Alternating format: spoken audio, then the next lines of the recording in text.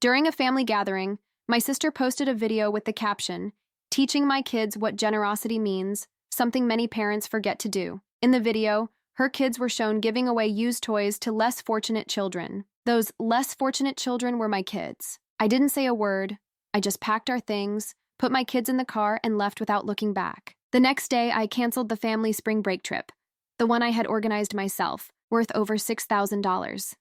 That night, I lay awake replaying the video again and again. It had already been shared dozens of times. The comments were full of people praising Madison for raising compassionate kids and spreading positivity. Someone even called her an inspiration. Every word made me feel smaller, like I'd been shoved into a role I never agreed to. The struggling single mom who should be grateful for her sister's charity. By morning, something in me snapped. For weeks, I'd been the one planning our big family spring break trip to Florida. I'd spent hours finding the right Airbnb, coordinating flights, organizing car rentals, all to make sure everyone had a great time. Madison had barely lifted a finger, as usual. I opened the group chat and typed a short message. Trip canceled. Refunds processed. Everyone can make their own plans. No explanation. No apology. Within minutes, the notifications started flooding in. My mother called. My brother texted question marks. Madison sent a long voice message, demanding to know why I was being dramatic. I didn't respond to any of them. I just looked at the last text from her, where she'd written, "It was just a fun video. Don't make this bigger than it is." But it was bigger than a video. It was about how easily she used people, even her own family, to feed whatever image she was trying to project online, and I wasn't going to be part of that anymore. By Monday morning, my phone was still buzzing nonstop. My mom had called 3 times, my dad once, and Madison had left a string of messages that started polite and ended passive-aggressive. I didn't open any of them. I dropped the kids off at school, came home, and finally let myself cry. Not out of sadness, out of sheer exhaustion. For years I had played along. Madison was the perfect one, the one with the immaculate house, the camera-ready kids, the husband who showed up to family dinners in pressed shirts. I was the one still juggling bills, working extra shifts, and showing up with messy hair because life didn't stop long enough for me to fix it. I'd learned to take her small jabs, the ones that came disguised as jokes, like when she'd say, "It must be hard raising them alone," with that pitying tone that made me want to disappear, or when she'd insist on paying for things just this once, and then remind me later how generous she was. But this video had crossed a line. She'd humiliated my kids, used them to play out some narrative about her being a saint. That afternoon, my mom showed up at my door without warning. She didn't even knock, just walked in holding a casserole dish like it was a peace offering. She said she wanted to talk. I let her sit at the table. She started by saying Madison hadn't meant any harm, that the video was just a misunderstanding. She even tried to laugh, saying Madison could have worded it better. I stayed quiet. Then my mom asked if I'd reconsider the trip, said everyone was looking forward to it, that canceling had hurt the family. That was the moment I realized no one had even asked why I'd done it. They just wanted things back to normal. Back to me, swallowing my pride and fixing everything. I told her the trip wasn't happening. I said I was tired of pretending we were all close when, deep down, it was just Madison pulling the strings and the rest of us pretending not to see it. Mom didn't take it well. She said family was family, that I shouldn't air dirty laundry, but I hadn't aired anything. Madison had, to hundreds of strangers online. After she left, I sat at the kitchen table for a long time. The house was quiet, the kind of quiet that feels heavy. I thought about deleting social media altogether, but part of me wanted to see if Madison would take the video down. She didn't. Instead, she doubled down. 2 days later, she posted another clip, this time talking to the camera about how sometimes people misunderstand your intentions when all you're trying to do is good. The comments were full of sympathy. "Ignore the negativity," someone wrote. "You're doing amazing, Mama." I stared at the screen until my eyes burned. That night, Noah came into my room. He asked why Aunt Madison said we were less fortunate. He said some kids at school had mentioned the video. My chest tightened. I didn't even know they'd seen it. I told him that sometimes adults do things to look good, even when they hurt other people. He looked confused but nodded slowly. Then he asked if we were poor. I wanted to say no, to make it sound simple, but the truth was complicated. We weren't rich, but we were fine. We had enough. What hurt wasn't the money. It was being turned into someone's charity project. After he went to bed, I made a decision. If Madison wanted to tell stories online, fine, but I wasn't going to let her write ours. The next morning, I drafted a short post. I didn't mention her by name. I didn't need to. I just wrote, "Sometimes the people who talk the loudest about generosity are the ones who humiliate others in the name of it. Not everything kind needs to be filmed." I hit post, then turned off my phone. It took less than an hour before it blew up. By lunchtime, my post had more likes and comments than anything I'd ever shared before. Most were from friends or coworkers, people who'd never met Madison but knew me well enough to read between the lines. Some wrote things like, "Good for you." Others simply said they understood. It wasn't meant to go viral, but it spread fast. My cousin texted, asking if I was talking about the video. A neighbor sent a message saying she'd seen both posts and couldn't believe Madison had done that. By the time I picked up the kids from school, I already knew Madison had seen it. She hadn't called me, but she'd made another post. This time a long paragraph about toxic people who twist everything into drama. The photo attached was of her smiling with her daughters in a park, captioned, "We choose peace." It almost made me laugh. The hypocrisy of it. How she managed to turn even her guilt into another performance. When I got home, there was a voicemail from my dad. His voice was calm but disappointed, the way it always was when he wanted me to back down. He said he didn't want this social media war to continue and that I should call my sister and apologize, to smooth things over. I deleted the message without finishing it. That night, as I tucked Ellie in, she asked if we were still going on the trip. When I said no, her little face fell. She said she'd really wanted to go to the beach. My throat tightened. I told her we'd go somewhere else, just the three of us. Somewhere quieter, somewhere that didn't feel fake. After she fell asleep, I sat on the edge of my bed scrolling through old photos. Birthdays, holidays, Christmas mornings where Madison and I were still pretending to be close. I tried to remember when it all started to sour, when her need to be admired began to matter more than being kind. Maybe it was after she got married. Maybe it was when her online followers started growing. Or maybe she'd always been that way, and I'd just been too busy surviving to notice. The next morning, I went to work like usual. Around noon, one of my coworkers, Janet, pulled me aside. She said she'd seen the posts and wanted me to know she admired how I handled it. She said she'd gone through something similar with her sister. Different circumstances, same pattern. People who hurt others, then call themselves the victims when you finally stand up. Her words hit me harder than I expected, because that's exactly what Madison was doing. When I got home, I found an envelope taped to my front door. Inside was a handwritten note from Madison. It said, "You really embarrassed me. You could have called me instead of posting cryptic things online. Mom is devastated. You're tearing the family apart over nothing. Please delete your post and grow up." No apology. No acknowledgement of what she'd done. Just guilt and blame. I sat at the table for a long time holding that note. I thought about calling her, not to fight, but to finally tell her how much it hurt. But I knew how that conversation would go. She'd cry, twist the story, make me question myself. She was good at that, too good.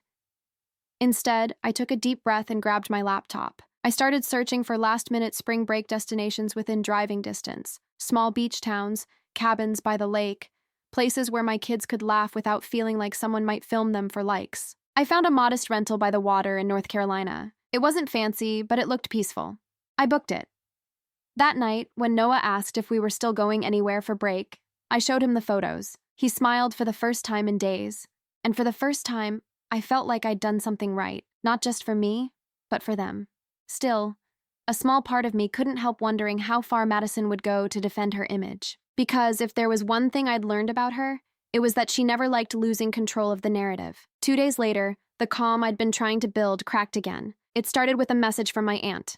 A screenshot, actually. Madison had gone live on Facebook. The caption read, "When family betrays you publicly." I didn't want to watch it, but curiosity got the better of me. She sat in her perfectly staged living room, the kind that always looked like a magazine cover. White walls, matching pillows, her daughters playing quietly in the background. Her voice was soft at first, trembling just enough to sound sincere. She said that she'd done a good thing that had been twisted by someone close to her. She said she was heartbroken that people can't see past jealousy. Then she smiled that small, practiced smile she always used when she wanted to seem gracious. She never said my name, but she didn't have to. Every detail made it clear who she meant. I watched the comments roll in. Hearts, prayers, people saying, "Stay strong," strangers calling her a true example of grace under fire. One even wrote, "Your sister sounds bitter. Keep shining." I closed the app before I threw my phone. That night, when my mom called again, I didn't pick up. She texted instead saying, "Honey, I think it's time to make peace. This has gone too far. too far. As if I was the one broadcasting private pain to hundreds of people, as if being humiliated publicly wasn't too far already. The next morning, I decided not to respond to any of them anymore. Silence, I realized, was its own kind of power. Madison could keep talking, but without my reaction, her story would eventually collapse under its own weight. At least, that's what I told myself. By Friday, my coworker Janet mentioned something that made my stomach twist. Madison's video had reached a local community group online. She'd become some kind of suburban martyr. People I barely knew were messaging me vague things like, "Hope you're okay," and "Ignore the haters." I hated that. I hated being pitied. That night, I poured myself a glass of wine and sat at the kitchen table trying to figure out what to do. I didn't want revenge. I didn't even want her apology anymore. I just wanted peace. A clean break. So I wrote one last message to the family group chat. "I love you all, but I need space. Please stop asking me to fix things I didn't break. Madison's choices are hers and mine are mine. I won't discuss this anymore." Then I left the group. Almost instantly, my phone vibrated. Texts, missed calls, notifications. I turned it off. The next morning, I packed the car for our trip. Noah helped me with the cooler while Ellie gathered her stuffed animals. The air felt lighter somehow. We drove for hours with music playing and the windows cracked just enough to let in the breeze. When we finally reached the small rental cottage, it felt like another world, quiet, with the ocean just a short walk away. The kids ran down the sandy path before I even had the chance to unpack. For the first time in months, I could breathe. That night, as we watched the sunset from the porch, Ellie leaned against me and said she liked this beach better than the one we'd planned with everyone else. Noah nodded, saying it felt ours. I smiled even though my chest ached, because it was true. This was ours. Still, as I checked my phone one last time before bed, I noticed a new notification, a message request from an unfamiliar name. It read, "I saw your sister's video. I think you should know something about her." I stared at the screen, my pulse quickening. I hesitated for a moment before opening it. The first line made my blood run cold. The message came from a woman named Claire Donovan. Her profile picture showed a tired smile and two young boys. I didn't recognize her name, but she mentioned that she lived in Madison's neighborhood. Her first line read, "I don't want to start drama, but I think you deserve to know what's really going on." She said Madison had been filming at the local community center a few weeks before, donating clothes and food on behalf of struggling families. Apparently, she'd mentioned my name to the volunteers, saying she was helping her sister who had fallen on hard times. Claire worked there part-time and remembered it clearly because Madison had brought a camera crew. She said it wasn't just a phone. It was a full setup, lights, a tripod, even a small mic clipped to her dress. She'd introduced herself as a local advocate for families in need. My hands shook as I read every word. Madison had told everyone I was struggling, that my kids didn't have proper toys, that she was supporting us quietly, except she'd filmed it all. Claire ended the message with, "I didn't believe her story. Something about it felt off. When I saw your post, I realized I was right. I thought you should know." For a few minutes, I just sat there staring at the screen. It wasn't anger this time. It was disbelief, a kind of dull, cold shock that made it hard to think straight. She hadn't just embarrassed me. She'd built an entire narrative about my life, one I never consented to. I walked outside to the porch, needing air. The sound of the waves was faint, but steady. The kids were already asleep inside, their laughter from earlier still echoing in my mind. I felt this weird mix of rage and heartbreak. All those family dinners where Madison insisted on paying for things to help me out. All those moments where she'd make little comments about how hard it must be to raise kids alone. I thought she was just being patronizing. I never imagined she was documenting it. I replied to Claire thanking her for reaching out. She said she had screenshots from the center's Facebook page, posts Madison had tagged herself in before deleting them later. She sent them over. There she was, Madison, smiling next to a table of donated toys. The caption said, "Helping families in our community, starting with my own." I felt sick. For years, I'd defended her. I'd told myself she didn't mean to hurt me, that she was just self-absorbed, not malicious. But now I wasn't so sure. The next morning, I sat at the breakfast table, watching Noah and Ellie eat cereal, chatting about collecting seashells later. I couldn't bring myself to tell them anything. They didn't need to know their aunt had turned us into her charity project. Not yet. But I knew one thing. I couldn't just let this slide. I thought about posting the screenshots, exposing her publicly the way she'd exposed me, but that felt like sinking to her level, and I didn't want my kids to see that side of me. Instead, I decided to go back to the source, the community center. I called the number Claire had given me and asked for the director. When I told her who I was, she hesitated for a moment, then sighed. She said she remembered Madison clearly, that she'd filmed the donation event without proper permission, and that some volunteers had felt uncomfortable afterward. I asked if she could send me an official statement confirming it. She said she could, and that she'd been meaning to reach out herself because Madison had promised to sponsor another event, but had stopped responding. By noon, I had an email. Proof that Madison had used the center's name and mine for her social media content. I didn't post it anywhere. Not yet. I just kept it. That evening, I sat on the porch again, watching the kids chase crabs with flashlights near the water. For the first time, I didn't feel powerless. Madison had always controlled the story. But now, for once, I had the truth, and I had no intention of staying quiet anymore. I drove home from the beach 3 days later with a calm that didn't feel real. The kids sang along to the radio in the back seat, and I forced myself to smile, but my mind was somewhere else entirely. Replaying that email, those screenshots, the way Madison had rewritten my life for her audience. As soon as we got home, I tucked the kids into bed and opened my laptop. I reread the message from the community center director twice, making sure I hadn't imagined the whole thing. It was clear. Madison had lied, used my name, and filmed other people's donations for attention. For years, she'd called it raising awareness. Now I could see it for what it was. Manipulation dressed up as generosity. The next morning, I woke up to a dozen new notifications. Madison had posted again. This time, she was crying in the video. Actual tears. She talked about how someone in her family was spreading lies and how she refused to engage in hate. She said she believed in forgiveness, even when others tried to destroy her reputation. Her followers flooded the comments with sympathy. Someone wrote, "You don't owe toxic people explanations." Another said, "Let karma handle them." It would have been easy to fire back, to post the screenshots, the email, the truth, but I didn't. Not yet. I wanted her to see what silence really felt like, the kind that doesn't mean surrender, but control. Around noon, my mom called again. I almost didn't answer, but I couldn't avoid her forever. She jumped right in, her tone sharper this time. She said Madison was breaking down because of me, that people in church had seen the posts and were asking questions. She said I needed to call Madison and fix it. I told her that fixing it would mean lying, again, and that I was done protecting Madison's image at the expense of my own dignity. Mom went quiet for a second, then said, "You've always been jealous of her, haven't you?" That one hit hard, not because it was true, but because it showed exactly how blind she was to what Madison had become. I hung up without another word. Then I sat at the kitchen counter, shaking, part fury, part relief. I realized that my mother would never understand. She needed everything to look perfect, even if it was rotten underneath. Madison had inherited that same instinct. Later that day, I got another message from Claire. She said the local paper was running a short feature on the community center's donation drives and had asked if she knew how to reach the woman from the video. Claire had told them the truth, that Madison didn't actually organize the donations. She just filmed them. That night, the article went online.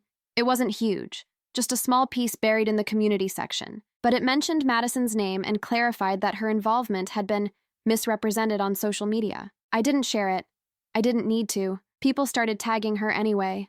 By morning, her page was flooded with confused comments, some polite, some angry. A few asked if she'd really lied about helping families. She didn't respond to any of them. She just turned off comments entirely. A small, almost guilty satisfaction bloomed in me, not because she'd been exposed, but because, for once, she couldn't twist the story. That evening, I got a single text from her. "I hope you're proud of yourself. You've ruined everything. No apology, no acknowledgement, just blame." I stared at that message for a long time. Then I wrote back, "No, Madison, I didn't ruin anything. I just stopped covering for you." Then I blocked her number. The next morning, I woke up to sunlight coming through the blinds, the kids laughing in the living room. It felt quiet.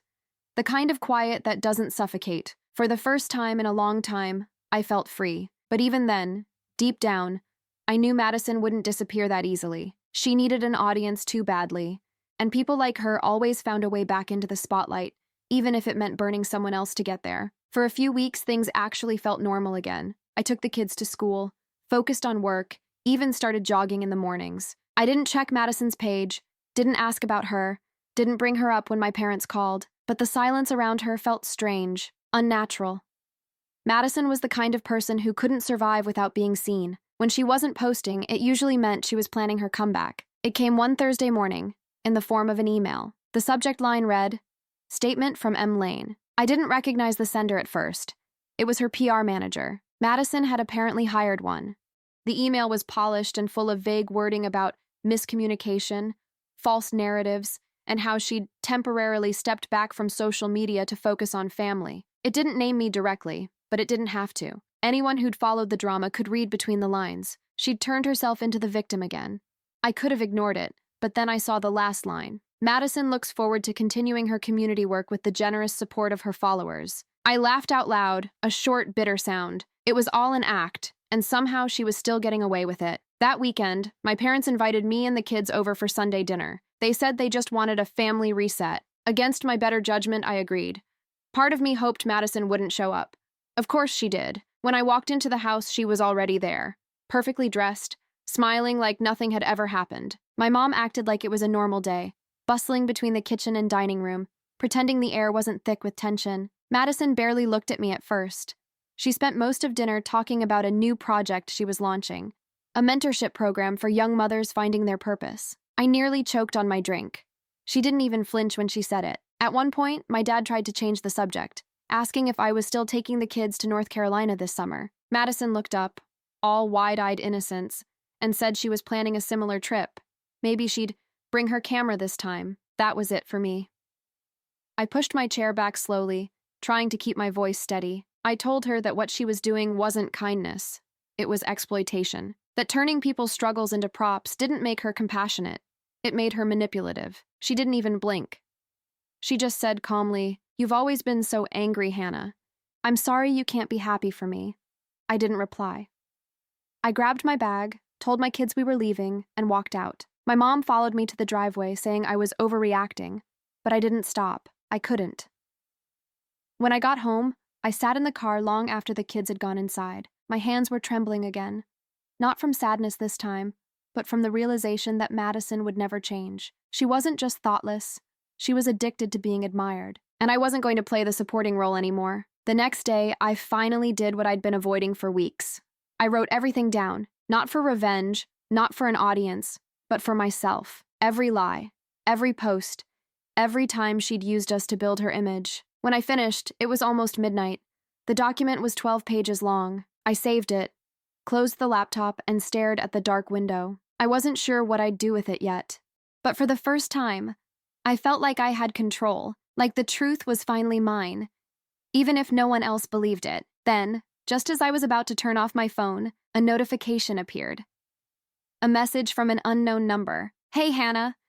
You don't know me, but I think I worked with your sister a few years ago. You might want to hear what she did at her old job." I froze. Because somehow, even when I thought the story was over, it wasn't. The message came from a woman named Lauren H. The tone was cautious, almost apologetic. She said she used to work with Madison at a marketing agency in Denver, before Madison left to focus on her brand. According to Lauren, Madison had a pattern, using people's stories to make herself look compassionate. At the office, she'd convinced a single dad coworker to let her feature him in a holiday kindness campaign. She'd promised it would help raise funds for him. Instead, she turned it into content for her portfolio. When he found out, he quit. Madison brushed it off as a misunderstanding. Lauren said she'd seen my name floating around online after the family video incident and had put the pieces together. "I'm telling you this because you're not crazy," she wrote. "She's done this before. You just had the courage to say no." Reading that made my throat tighten. It was both vindicating and deeply sad to realize how predictable Madison's behavior had become. I thanked Lauren for reaching out and promised I wouldn't mention her name to anyone. She said she didn't care.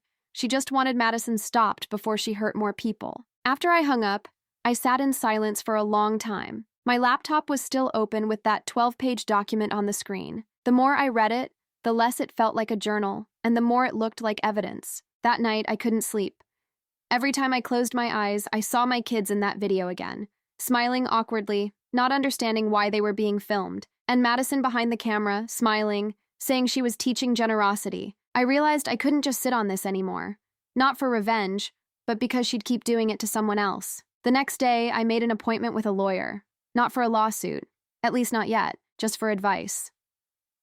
I wanted to know what my rights were regarding the use of my children's images without consent. The lawyer, a quiet man named Mr. Avery, listened carefully, then told me something that made my stomach flip. Technically, what Madison did could fall under defamation by implication, especially since her video suggested my family was impoverished, and using the kids' faces for promotion without permission was another issue entirely. He said he could send a formal cease and desist letter demanding she remove all content featuring us and stop using our names. I agreed immediately. He drafted it that afternoon. When I read it over before signing, my hands trembled. It was firm, factual, almost cold, exactly what it needed to be. By the time Madison received it, she'd been silent online for over a week. I half expected an explosion, but instead, she sent a single text. "You actually got a lawyer? This is ridiculous." I didn't answer. 2 days later, every post, photo, and video that mentioned me or the kids disappeared from her page. Even her inspirational captions were gone. Then my mom called. Her voice was brittle, trembling with frustration. She said Madison was heartbroken and that I'd embarrassed the family by bringing in legal threats. I told her I wasn't protecting the family anymore. I was protecting my children. She didn't reply. For once, she just hung up. That night, I sat in the living room with Noah and Ellie, watching them draw pictures on the floor. I felt something I hadn't in months. Peace. Not because Madison had backed off, but because I'd finally drawn a line she couldn't cross. A week passed, then another. No messages, no posts, no drama. It felt almost too quiet. Until one evening, while checking my email, I saw a message from a news outlet, a small digital magazine that covered influencer culture. The subject line read, "We're investigating authenticity in online philanthropy. Would you be willing to speak off record?" And at the bottom, a line that made my pulse race. "We've already spoken with 2 other families your sister featured in past videos." I read the email 3 times before I could breathe properly. 2 other families. That meant this wasn't just about me anymore. The journalist, a woman named Rachel Hines, said she'd been investigating social media influencers who used acts of charity as marketing content. She didn't want to expose anyone unfairly. She wanted facts. She wrote that my sister's name had come up more than once and she'd found old videos that had been quietly deleted months ago. I sat at the kitchen table, staring at the message, unsure if I was ready to reopen that wound. It had only been 2 weeks since the cease and desist. My life was finally calm. But part of me knew this wasn't over until people saw who Madison really was. I replied and asked to talk by phone, off record. Rachel called later that afternoon. Her voice was calm and professional, but gentle. She said she'd interviewed a single mother from Boulder who claimed Madison had filmed her kids receiving donated clothes the mother had bought herself, later realizing the entire scene had been staged for content. Another woman said Madison had filmed at her local food bank, pretending to volunteer, but only stayed long enough to get photos. Both stories sounded painfully familiar. Rachel asked if I was willing to confirm my experience. I told her yes, but only if my children's names were kept private. She promised they would be. After the call, I sat in my car outside the grocery store for nearly 20 minutes, hands gripping the steering wheel. It was strange. I wasn't shaking from anger anymore. Just relief. Relief that someone else finally saw it. That night, as I tucked Ellie into bed, she asked if she could call Aunt Madison. I hesitated, then said, maybe later. She frowned and said she missed the way everyone used to laugh together at Grandma's house. I wanted to tell her that what she missed wasn't real, that most of that laughter had been performance. But I couldn't. She was too young for that kind of truth. The next morning, I sent Rachel the email from the community center director and screenshots of the deleted posts Claire had saved. She thanked me, said this would help bring accountability to a growing problem. 2 days later, the article went live. It wasn't sensational. It was measured, factual, and well-researched. The headline read, "When Kindness Turns into Content, How Social Media Erases Real Struggles." Madison's name appeared halfway through, alongside quotes from the families she'd misrepresented. The piece mentioned that she'd been asked for comment but declined. By noon, the article was everywhere. I didn't share it. I didn't have to. People did it for me. My phone filled with messages from co-workers, old friends, even a few people from our hometown saying they were sorry for ever doubting me. By evening, Madison's accounts went private. Every platform. No new posts. Just silence. That night, my dad called. Not to defend her for once, but to ask if I was okay. His voice was tired, like something in him had finally broken too. He said he'd seen the article, and that Mom was having a hard time processing it. I told him I understood. I wasn't angry anymore, just done. He said, "You did the right thing." And for the first time, I believed him. Still, I couldn't sleep that night.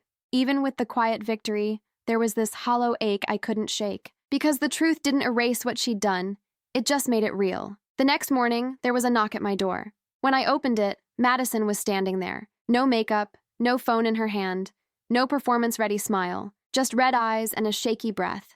For a second, neither of us spoke. Then she said, "You ruined me." Her voice cracked halfway through, and I realized she wasn't angry.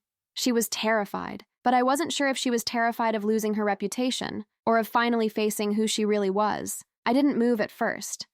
She just stood there on the porch, hugging her own arms like she was cold, even though it was warm outside. I could see her car parked across the street.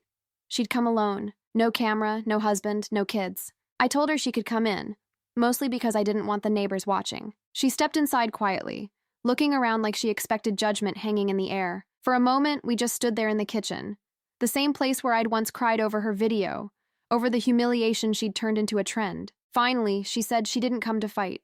She said she'd lost most of her sponsorships, that brands had paused collaborations after the article. Her voice trembled when she said her husband was angry, not for what she'd done, but for how it all looked. I asked her what she wanted from me. She hesitated, then said she needed me to tell people it had all been a misunderstanding, that she hadn't meant harm, that I knew her heart. For a moment, I just stared at her. She looked so small, not physically, but emotionally. The glossy confidence was gone, replaced by panic. I almost felt sorry for her. Almost. I told her I wasn't going to lie to protect her anymore, that I wasn't the one who ruined her career. She did that herself. She blinked fast like she couldn't process that answer. Then she said quietly, "You could have talked to me before the article." I laughed, not out of cruelty, but disbelief. I reminded her that I had talked to her. I'd told her she crossed a line. I'd begged her to stop using my kids. She'd ignored all of it. Her eyes filled with tears. She whispered that she'd just been trying to build something for her family, that everything she'd done came from a good place. That's when I felt it. That deep exhaustion that comes from years of explaining pain to someone who only hears insult. I told her she didn't need to justify herself to me anymore. I was done trying to fix her, forgive her, or understand her. There was a long silence. She looked around my kitchen again. At the half-empty cereal boxes, the messy art projects on the table, the normalcy she'd never found interesting enough to show online. Then she said softly, almost to herself, "You always made real life look easy." It stung, because it wasn't easy, but maybe that was the point.